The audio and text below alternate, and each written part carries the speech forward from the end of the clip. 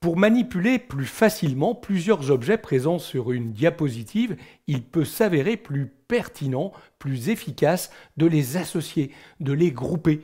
Ainsi, vous n'aurez plus qu'un seul objet que vous pourrez déplacer, dont vous pourrez modifier la taille, que vous pourrez animer en une seule opération. J'aimerais par exemple ajouter par-dessus cette tasse le texte thé noir. Je vais pour cela utiliser une zone de texte, je vais taper thé noir à l'intérieur, je vais réduire la taille de ma zone et décider de la placer sur la tasse.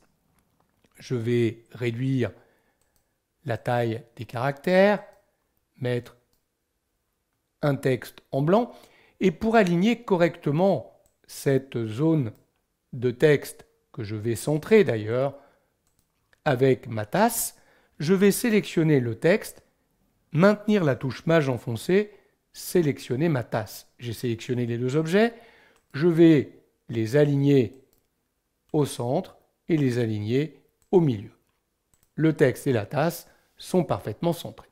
Le problème, c'est que si maintenant je déplace la tasse, j'ai déplacé la tasse, mais pas le texte qui est resté là où il était positionné. Évidemment, je ne le vois plus, puisque blanc sur blanc, c'est blanc. Je vais annuler la dernière action. Et mon objectif, ça va être d'associer la tasse et le texte. La tasse est sélectionnée, je maintiens la touche Maj pour sélectionner la zone de texte. Dans le menu Réorganiser, je choisis la commande Associer. J'ai maintenant un seul objet. Si je déplace cet objet, je déplace maintenant les deux objets réunis. Vous voyez que c'est bien plus efficace pour déplacer ces deux objets qui étaient finalement totalement liés. A l'inverse, si je veux désassembler, je peux repartir dans Réorganiser et choisir de dégrouper les deux objets pour qu'ils redeviennent indépendants l'un de l'autre. Alors, ce n'est pas parce que j'ai groupé, regardez, que je ne peux pas revenir sur l'un des objets en particulier pour décider, par exemple, de modifier le texte ou de le déplacer uniquement tout seul au sein de l'objet lui-même réuni. Alors, je pourrais, par exemple, faire la même chose avec ces quatre objets-là. Je décide de les sélectionner, je vais dans Réorganiser et je demande tout simplement de les associer pour les grouper.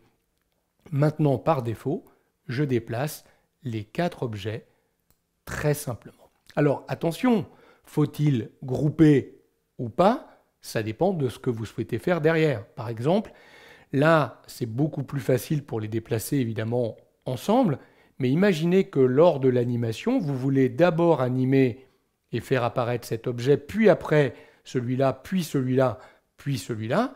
Il ne faudrait pas qu'ils soient groupés. Dans ces cas-là, je vous conseille de les laisser dissocier pour pouvoir animer séparément chacun des objets.